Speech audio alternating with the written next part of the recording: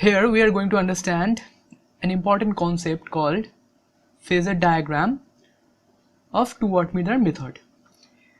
Before going into the details, we have to understand what Phasor diagram is. Phasor diagram is a complex number representation of the sinusoidal time varying quantities like current and voltage. Now what does it mean?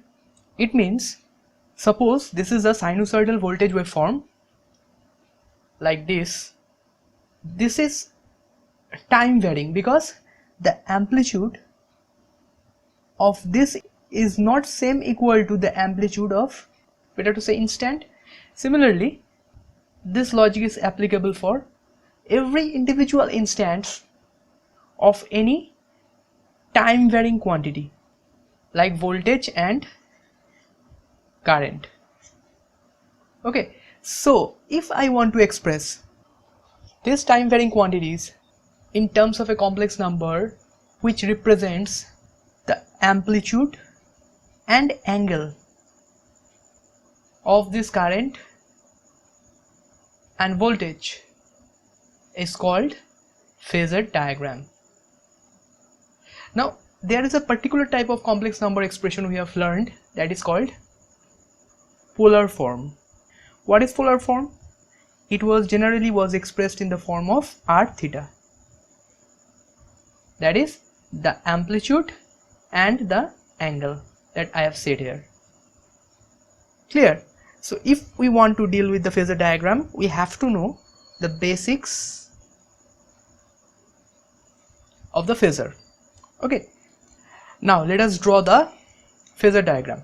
So for that, here we have three phases, R, Y and B. For these three phases there is three different voltage and current phasors. So first let us draw that. This is VR phasor and its corresponding current phasors is IR. Let the angle between VR and IR be phi. Similarly, we can draw the other two voltage and current phasors like I have drawn here, VB VY and IB IY, and each has a similar phase lag, that is phi angle, like the R phase. Now what we have here, that the first wattmeter, that is W1, is connected between phase R and phase Y. Here this is phase R and this is phase Y. So whenever the wattmeter is between phase R and phase Y, basically the pressure coil, that means the pressure coil will measure the voltage between phase R and phase Y. So the voltage will be the difference between the two phase voltages, and that is VRY. So for determining VRY, we have to make this VY phase voltage phasor to negative value, or this phasor to negative, then only we can obtain the value of VRY. So let's do it. Here we have extended VY phasor in the negative direction in order to obtain VRY. So what will be VRY? The resultant of VR and minus VY phasor. For that, what we have done? We have completed this parallelogram in order to obtain the resultant. Now it's very easy. Here we are drawing the resultant voltage of phase R and phase Y, that is VRY. This is our VRY. Clear? Similarly, we have to obtain the voltage between phase Y and phase B, because the pressure coil of wattmeter W2 is connected between these two phases.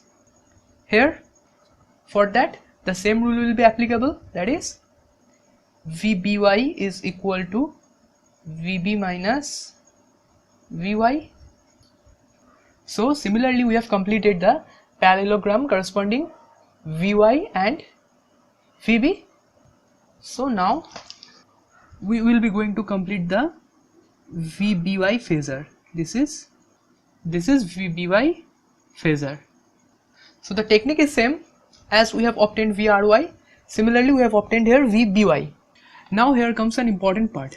Wattmeter W1 will read the voltage between R phase and Y phase, and current passing through the wattmeter is IR, because the current coil is connected at the R phase. So to determine the reading of the wattmeter W1, we have to consider voltage VRY and current IR. And what specific thing we have to consider? That is the angle between this voltage and current. Now what is the angle between VRY and IR? That is the angle here, this angle. See, the angle between VR, VY and VB is equal to 120 degree. That means this angle is 120 degree, and similarly between VY and VR, all are 120 degree. So whenever we are extending VY into the negative direction, that is minus VY, then we know the straight line angle is equal to 180 degree. This is a straight line when we are increasing it in reverse direction. So if we have got VY minus VY, this straight line is equal to 180 degree, then if we subtract this particular angle, that is the angle between VR and VY equal to 120 degree, so we will get the angle between VR and minus VY, that is equal to 180 minus 120 degree, that is equal to 60 degree. So the angle between, I have notated here by blue color, between VR and minus VY is equal to 60 degree. Now we have done a parallelogram here, and VRY is the diagonal of the parallelogram. A diagonal bisects the angle of the parallelogram, so VRY is bisecting this 60 degree into two equal part, that is one is 30 degree and another part is 30 degree. Clear? So what is our objective? Our objective is to find the angle between VRY and IR.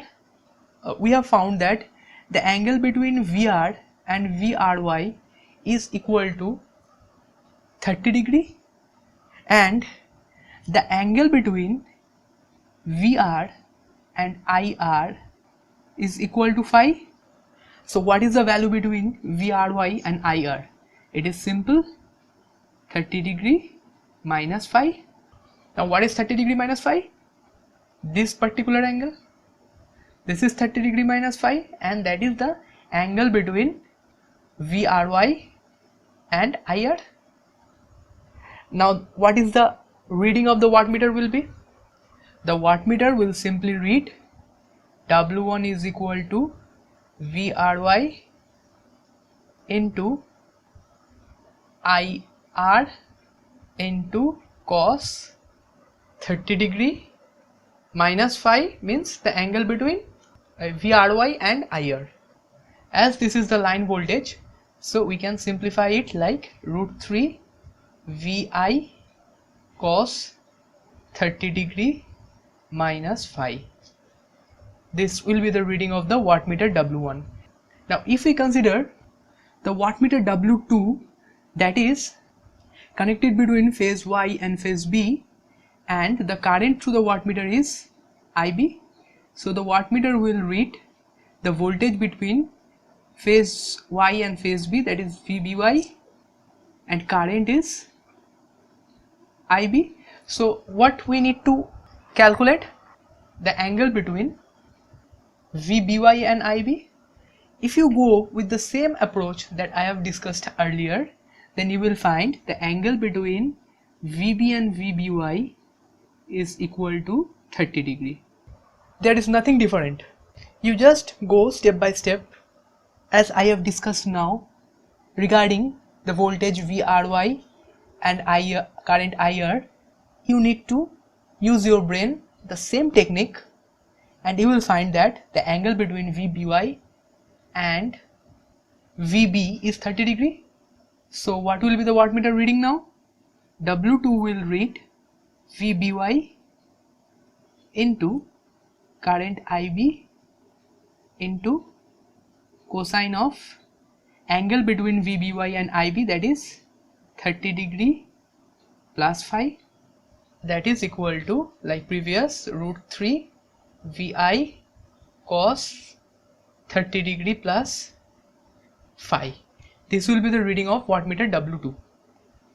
W1 plus W2 reading is equal to total 3-phase load consumption. Okay, if you add this 2 wattmeter reading, then you will get the total load consumption of this 3-phase load. I think the phasor concept is clear to you, and how you have calculated this 30 degree angle by yourself, please mention in the comment section below. Then I can understand that you have used your brain and figured it out as 30 degree, the angle between VBY and VB. Thank you.